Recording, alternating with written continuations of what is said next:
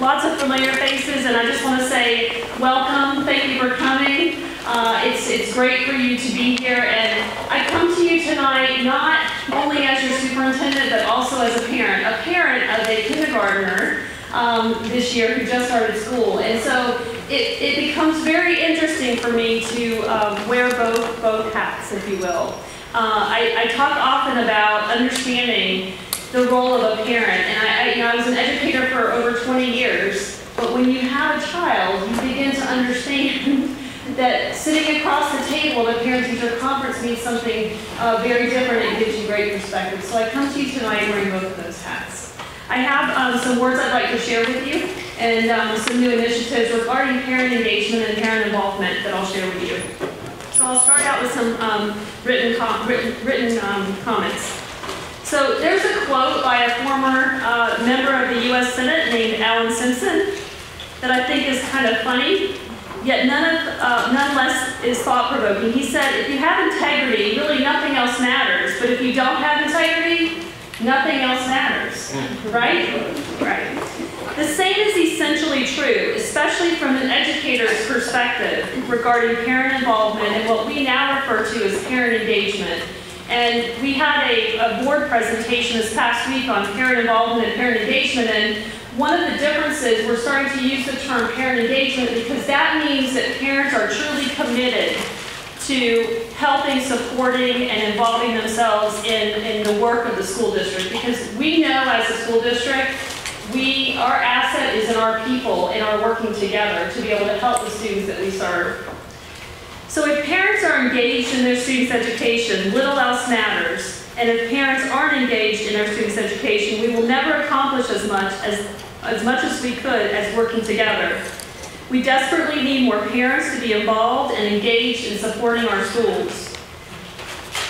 Unfortunately, this is often easier said than done. And what's interesting to me as a parent is I know that I'm very involved now as a mom of a kindergartner. And we see that at the elementary level. It's really a lot easier for some reason to connect and be involved when your children are very, very young. But your children need you even more and to be engaged and involved even more as they get older and older. And so we've got to talk as administrators and teachers and parents how we can connect parents to the school at both the middle school and the high school levels as well as elementary.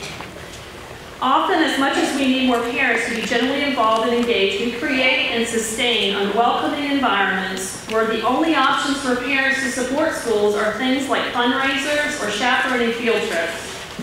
And instead of listening and responding to parents' concerns, we focus more on communicating what our rules and our expectations are as a school district. I think that's important because while expectations and rules we need those to be able to function with large groups of people, we are so much more than that. We are about working together as a team and connecting people together. Imagine how our schools might improve if we were able to tap into a small fraction of the vast wealth of knowledge and experiences of our parents, grandparents, and family members. Imagine how that can supplement what our students learn as part of units of study in science, math, or history.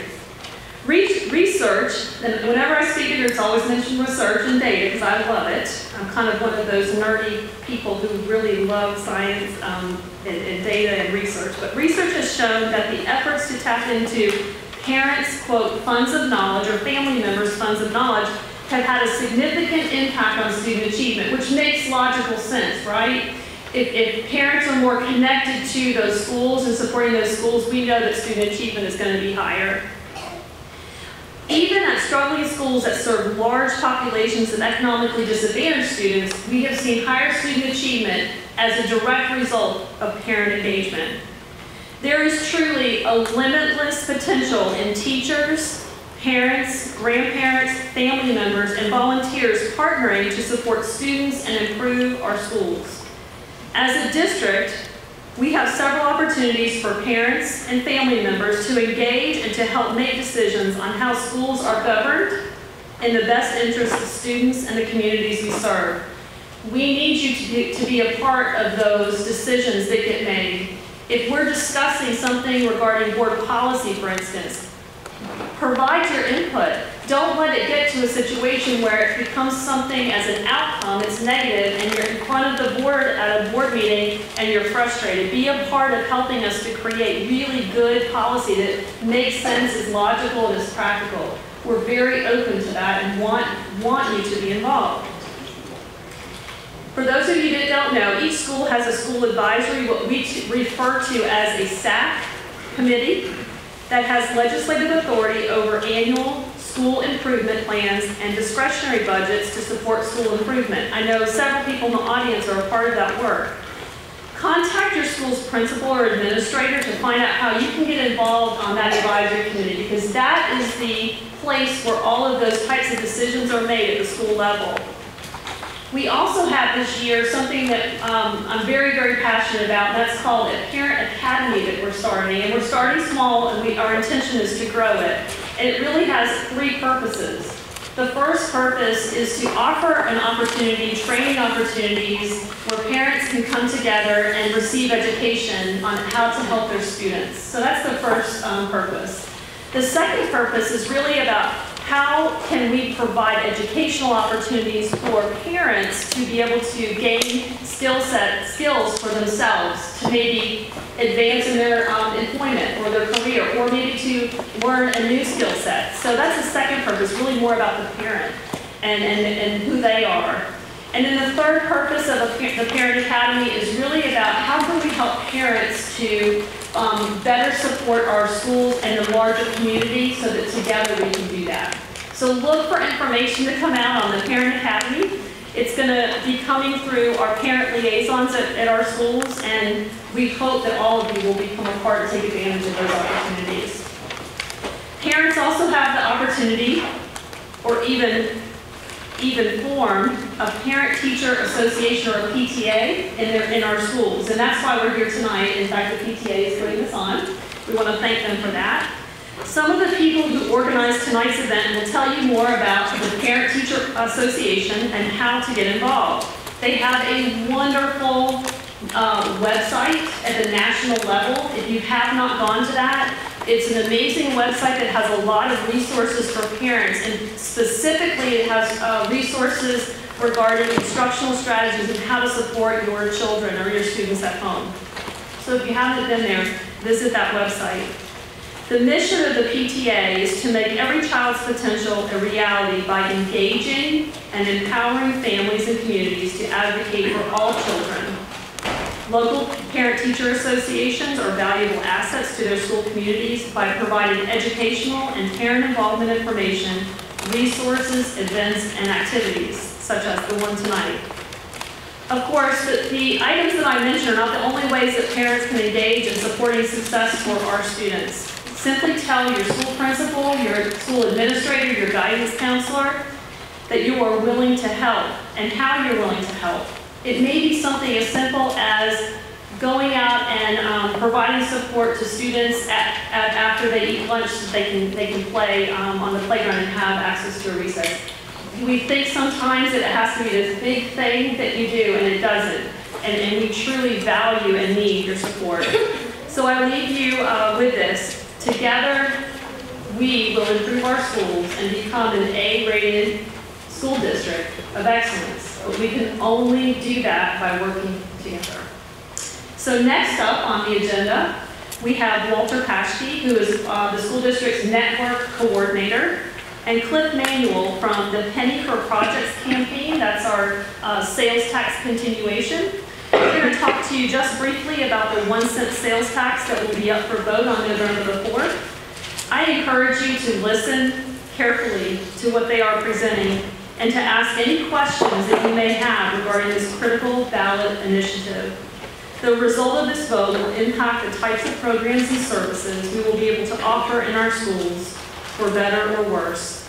We also hope that we can count on you to help us to inform others and to educate others that you may know and answer any questions about the Penny for Projects campaign. And we are open to be able to provide any kind of information on that you may have, questions or otherwise. So thank you for the opportunity. Thank you for listening to me and my passion about education. And I will turn it over to Walter Nathaniel.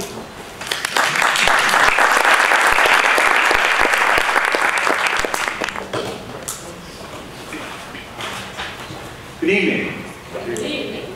My name is Walter Paschke. I'm the network coordinator for the TIS department for Hernando County Schools.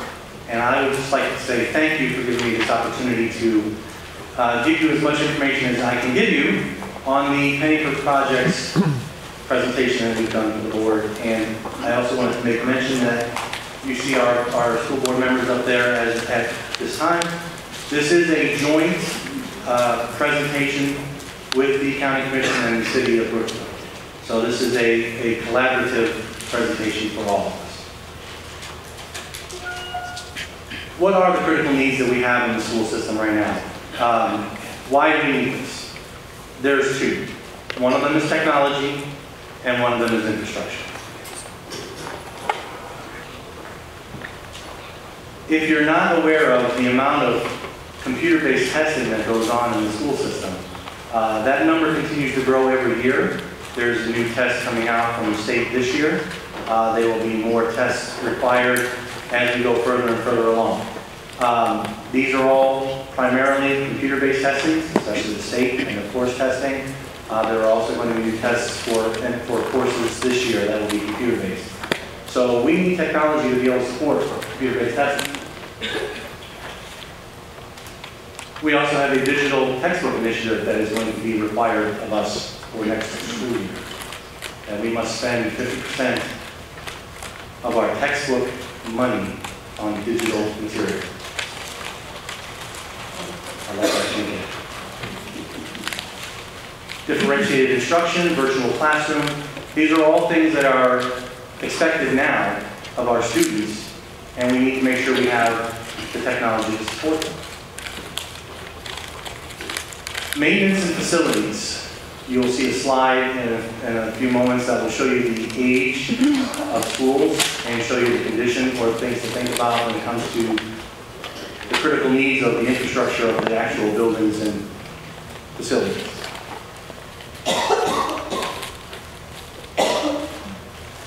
So what are we looking at?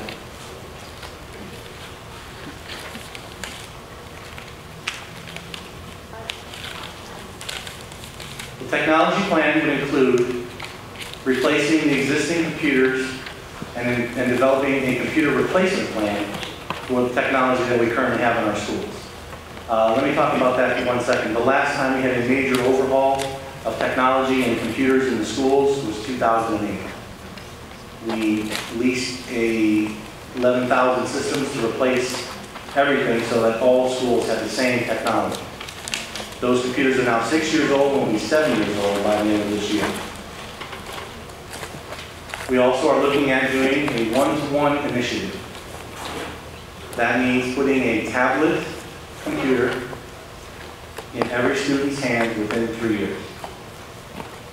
This tablet would be something that they would use for testing. This tablet would be a device that they took home. It was theirs to use.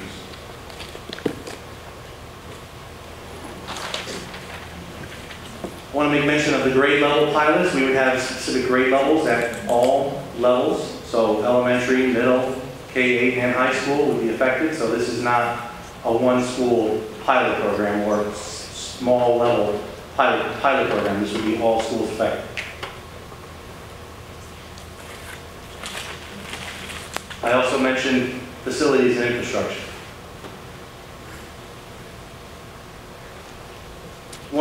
Two of the most critical areas are roof replacement and HVAC replacement. The average lifespan for a roof for a school is 25 years. About $1.2 million per school to replace that roof. Now the next slide, after I show you this one, you'll see the age of the schools by 2018. So just bear these numbers in mind. HVAC replacement has a lifespan of 20 years. And that's $1.5 million to replace an HVAC system for a school. By 2018, this is the average life of the schools that we have in Hernando County. Now, bear in mind there are some schools that are older, but because they've had new buildings added to their campus, their average went down. It's a pretty staggering slide to take a look at.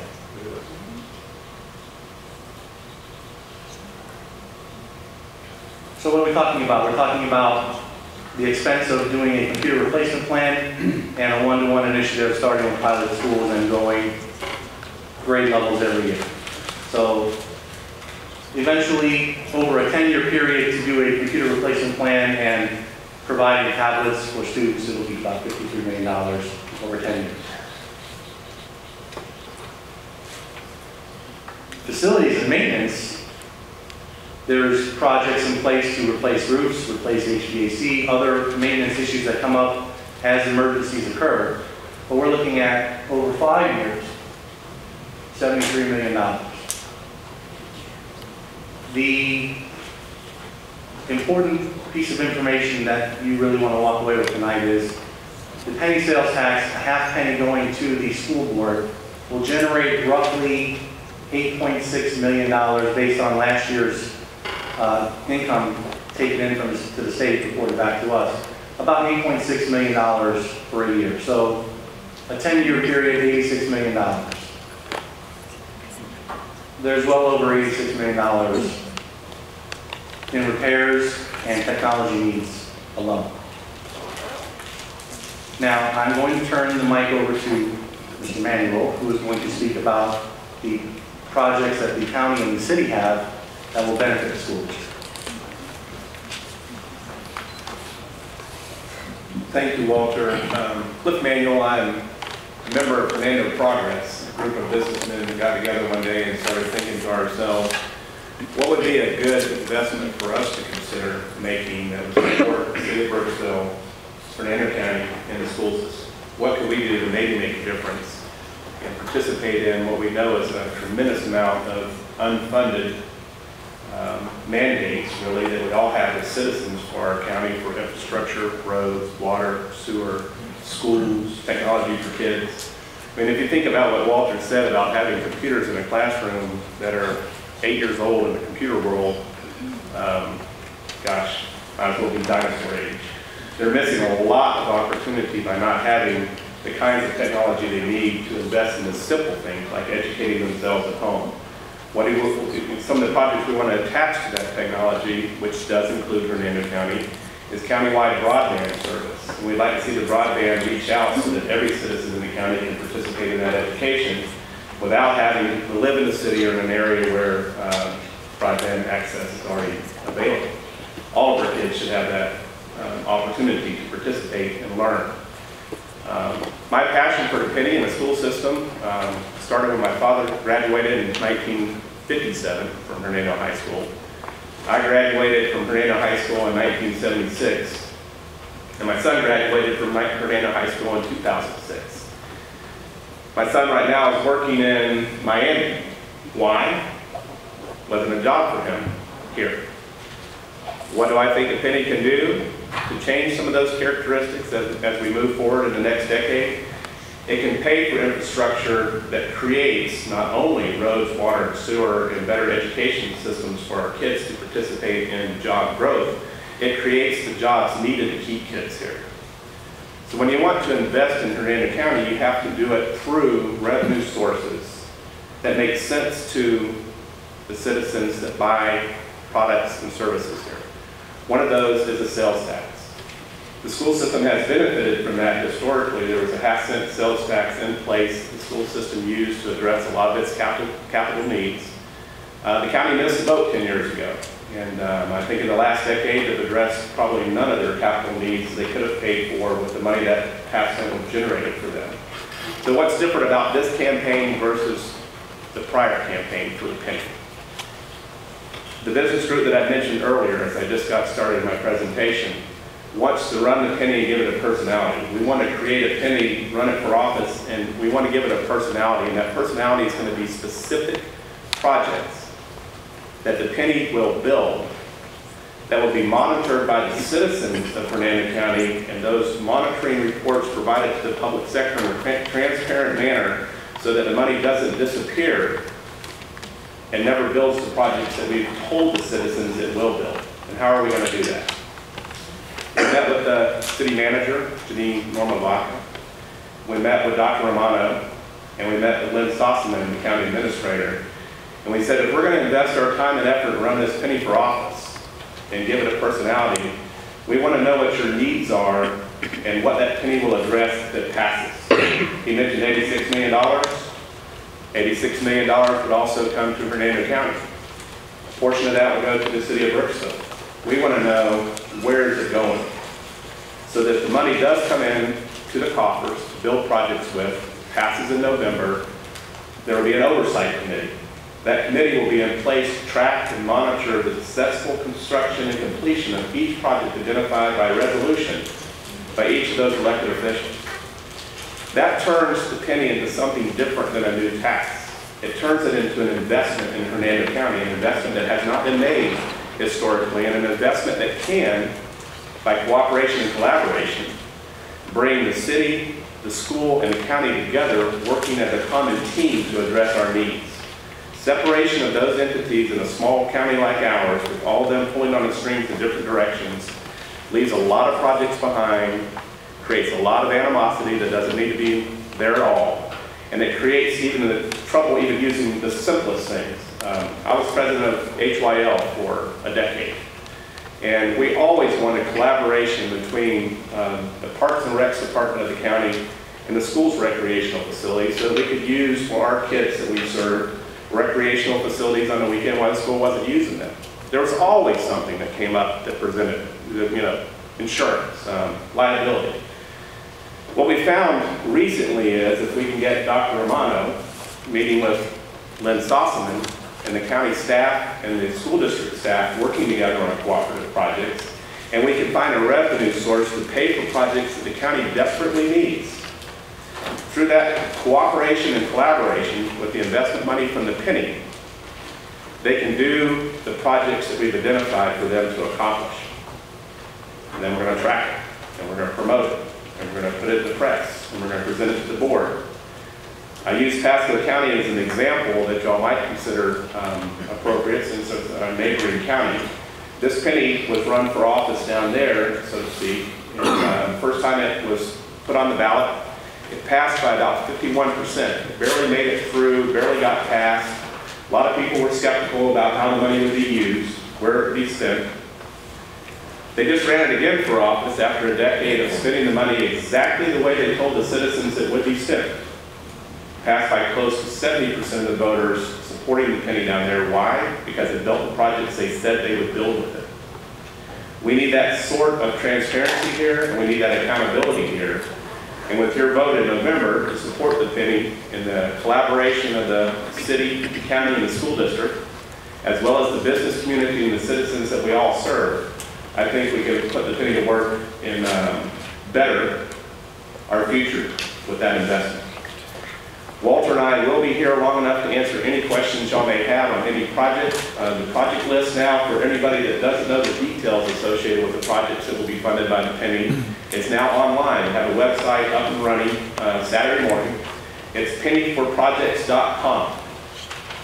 And at that website, all the projects that will be built with the penny and all the projects that will be, and how the penny will be promoted and run for office, it's updated. It has links. It has a link to the county voting district. It has all the information you would need in order to follow the penny successfully to November for support for the penny. And we hope everybody here will consider that a good investment in our future.